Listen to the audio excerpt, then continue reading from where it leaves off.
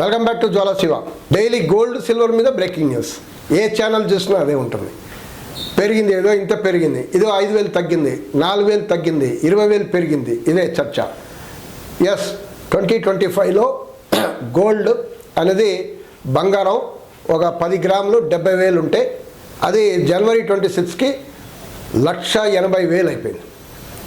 Silver 70,000 ఉంటే ఓ kilo 2025లో జనవరి 26కి మనం చూస్తే 2,30,000, 450% జంప్, హైక్ ఇట్లా పెరిగిపోయింది. ఒకటి సిల్వర్ ఎందుకు బాగా గోల్డ్ కన్నా ఎక్కువ పెరిగింది అంటే 2 రకాల రీజన్. ఒకటి సిల్వర్ కూడా ప్రెషియస్ మెటల్ కింద లెక్క, గోల్డ్ తర్వాత సిల్వర్ ఓ మెటల్, పెద్ద మెటల్. కానీ దానికి ఇంకో వాల్యూ ఉంది, అది zinc, copper, led by product. అది సిల్వర్, అది ఎలక్ట్రిక్ వెహికల్స్కి, సెమీ కండక్టర్కి, 5Gకి, అదే రకం సోలార్ ప్యానల్స్కి వాడడం అనేది మొదలుపెట్టారు. సో ఆ డిమాండ్ అనేది పెరిగింది. 1974లో ప్రెసిడెంట్ నిక్సన్, అమెరికా ప్రెసిడెంట్, ఆయన సౌదీ అరేబియాతో ఒక ఒప్పందం కుదుర్చుకున్నాడు. పెట్రోల్ అంతా డాలర్లోనే అమ్మాలి అని చెప్పారు. మీకేం చేస్తాం, ఆయుధ సరఫరాలు చేసి మీకు మద్దతు ఇస్తాం అనేది ఒప్పందం కుదుర్చుకున్నాడు. పెట్రో డాలర్ అంటారు. అలాగే మిగతా ఓపెక్ దేశాలు, పెట్రోలియం ప్రొడ్యూస్ చేసే దేశాలందరూ కూడా ఇదే రకంగా ఫాలో అయ్యారు. మేము కూడా డాలర్లోనే చేస్తామని. ఆ రకంగా డాలర్లు అనేది ఇంతకుముందు గోల్డ్ స్టాండర్డ్ ఉండేది ప్రపంచ ఇంటర్నేషనల్ కరెన్సీ, దాని తర్వాత డాలర్ అయింది. ఎందుకు అయింది? ఈ పెట్రోల్ దేశాలే కాదు, ఇప్పుడు మన అందరి పెట్రోల్ కొనాలి. సో ఎక్కడ కొనాలి? ఈ దేశాల దగ్గర. వీళ్ళందరూ దేంట్లో అమ్ముతున్నారు? డాలర్లో అమ్ముతున్నారు. సో మనం కూడా ఫోర్స్ఫుల్గా డాలర్లోనే కొనే పరిస్థితి ఏర్పడింది. ప్రపంచమంతా ఆయిల్ కావాలంటే డాలరే కొనాలి. ఆ రకంగా డాలర్ ఒక డిమాండ్ బాగా పెరిగి అది ఇంటర్నేషనల్ కరెన్సీ అయిపోయింది, ట్రేడింగ్ కరెన్సీ. పెట్రోలే కాదు, ఇక మిగతా ట్రేడ్ కూడా దాంట్లో అవ్వడం. ఆ రకంగా అమెరికా పెత్తనం, ఆర్థిక పెత్తనం. ఇప్పుడు అమెరికా ఇది లాభం అయిపోయింది ఈ పెత్తనం వల్ల. ఎలా అంటే అమెరికా ఏం చేస్తుంది, డాలర్ని ప్రింట్ చేసేస్తుంది. ప్రింట్ చేసి మొత్తం ప్రపంచం అంతా స్ప్రెడ్ చేస్తుంది. ప్రింటింగ్ ఖర్చు మాత్రం డాలర్ అమెరికాకి, మిగతా అంతా వేరే వాళ్ళు కొంటారు.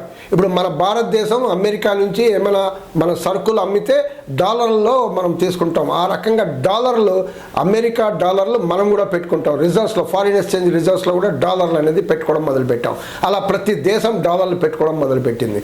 దాని అమెరికాకి ఎంత నష్టం, లాభం చూడండి. వాళ్ళు కేవలం ప్రింటింగ్ ఖర్చులు తప్ప ప్రపంచమంతా దాని కరెన్సీ వాడడం వల్ల వాళ్ళు ఫ్రీగా మన ప్రపంచమంతా చేసే ఉత్పత్తి అంతా వాళ్ళు ఫ్రీగా కన్జ్యూమ్ చేస్తున్నారు వాళ్ళు అమెరికా. అంత ఆ రకంగా వాళ్ళు ఇన్ని సంవత్సరాలు, ఈ 50 సంవత్సరాలు వాళ్ళు నడిపించారు.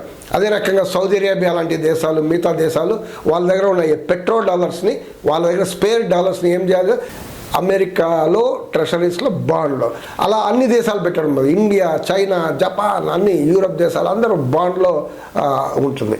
ఇప్పుడు జియో పాలిటిక్స్లో పెద్ద మార్పు వచ్చింది. ప్రపంచ రాజకీయాల్లో ట్రంప్ వచ్చాక 25 తర్వాత పెద్ద మార్పు మనం అందరు చూస్తున్నాం. టారిఫ్లు అన్నాడు, ఒక దేశం పైన 30%, 50%, 70%, 130%. ఎప్పుడు ఏ దేశం పైన టారిఫ్లు విధిస్తాడో తెలియదు, ఎప్పుడు తగ్గిస్తాడో తెలియదు, మళ్ళీ ఎప్పుడు పెంచుతాడో తెలియదు. దాంతో తోడుగా మన పాలెస్టైన్లో యుద్ధం, దానికి ఫుల్ సపోర్ట్ చేయడం, ఇరాన్ పైన ఆయన బాంబు చేయడం, ఆ తర్వాత సిరియాని ఆయన ఆ ప్రెసిడెంట్ని తీసేయడం, ఆ లెబనాన్లో మార్చేయడం, ఆ రకంగా ఇప్పుడు ఇరాన్ పైన కూడా మళ్ళీ ఏదో గొడవలు పెట్టుకోవడం, ఇరాన్ పైన యుద్ధం చేసేటట్టు. అంటే ఒక జియో పొలిటికల్ సిచ్యువేషన్లో ఒక శాంతియుత పరిస్థితి లేదు, అన్సర్టనిటీ మాత్రం పెంచుతూనే ఉన్నాడు. మళ్ళీ ఇవన్నీ కాకుండా వెనిజులా నుంచి ఆ ప్రెసిడెంట్ మదురోని కిడ్నాప్ చేసి ఈరోజు పెట్టుకోవడం. గ్రీన్లాండ్ డెన్మార్క్ కంట్రోల్ ఉంది, అది నేను స్వాధీనం చేసుకుంటా అని చెప్పడం. కెనడా అనే దేశాన్ని నేను మా దేశంలో 51 రాష్ట్రంగా పెట్టుకుంటామని చెప్పడం.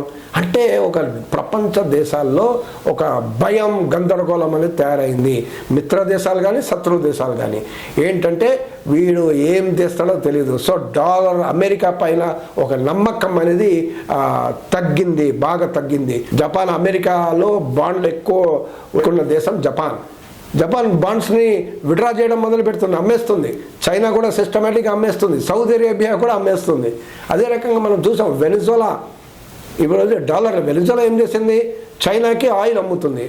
దేంట్లో అమ్ముతుంది? యువాన్ కొనుక్కుంటుంది. చైనా యువాన్ కొంటుంది, డాలర్లో అమ్మట్లేదు. అది కోపం ఆయనకి. డాలర్ అమ్మట్లేవా, చలో నిన్నే కిడ్నాప్ చేసేస్తా.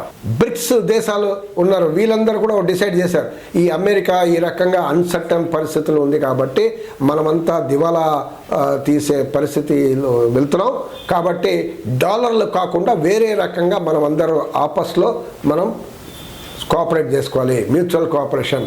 ఎలా అంటే ఇప్పుడు ఇండియా అనేది రష్యా నుంచి ఆయిల్ కొంటుంది అనుకున్నాం, కొంటే ఇట్లా డిజిటల్ కరెన్సీలో చేయడం. ఇప్పుడు యూపీఐ, జీపే, ఫోన్పే లాగా డాలర్లో కాకుండా డిజిటల్ కరెన్సీ, డిజిటల్ రూపీ ద్వారా ఆ రకంగా వ్యాపారం అనేది జరుగుతుంది. అలాగే మనం చైనా నుంచి ఏదైతే యువాన్లో కొంటున్నాం, అలాగే వేరే దేశాలతో ఆ కరెన్సీలో లేకుంటే మన కరెన్సీలో ఆ రకంగా డిజిటల్ పేమెంట్ చేయడం. ఆ రకంగా వీళ్ళు ఒక అగ్రిమెంట్ వచ్చి ఇది కూడా ప్రాసెస్ స్టార్ట్ అయింది. అంటే దీనివల్ల ఏమవుతుంది, డాలర్లో వదిలేయడం, డాలర్ ఒక కరెన్సీని కాకుండా వేరే ఆల్టర్నేటివ్ మార్గాలని ప్రపంచ దేశాలన్నీ చూస్తుంటే డాలర్ పైన నమ్మకం, కాన్ఫిడెన్స్ అనేది ప్రపంచంలో పడిపోయింది. అదే రకంగా సెంట్రల్ బ్యాంక్స్ కూడా డాలర్ని మెల్లిగా వదిలేసి గోల్డ్ సిల్వర్ని తీసుకోవడం అనేది మొదలుపెట్టారు. ఈ రకంగా డిమాండ్ బాగా పెరిగి మనకు తెలుసు స్టాక్ మార్కెట్లో ఏమైనా తుమ్మితే దగ్గితే సంబంధం లేకుండానే అది పెరుగుతుంది, సంబంధం లేకుండానే పడిపోతుంది స్టాక్ మార్కెట్, షేర్ మార్కెట్. కాబట్టి ఈ స్పెక్యులేషన్ వల్ల గోల్డ్ అనేది విపరీతంగా 3 times పెరగడం, సిల్వర్ అనేది 4.5 times పెరగడం మనం చూసాం. ఇది మరీ ఎక్కువ పెరిగింది. సో ఈ ఎక్కువ పెరగడం, ఓవర్గా విపరీతంగా పెరగడం అంటే ఎప్పుడో చోట దాన్ని అది కరెక్షన్ అనేది తీసుకుంటుంది. మనకు తెలుసు స్టాక్ మార్కెట్ కరెక్షన్ కోర్స్లో అప్పుడప్పుడు 10,000 తగ్గడం, 2,000 పెరగడం, 4,000 తగ్గడం. సో ఒక స్టేజ్, రియాలిటీ స్టేజ్లో అది వచ్చి కూర్చుంటుంది ఈ గోల్డ్ సిల్వర్. ఇది మనం అందరు ఎక్స్పర్ట్స్ అని చెప్తున్నారు.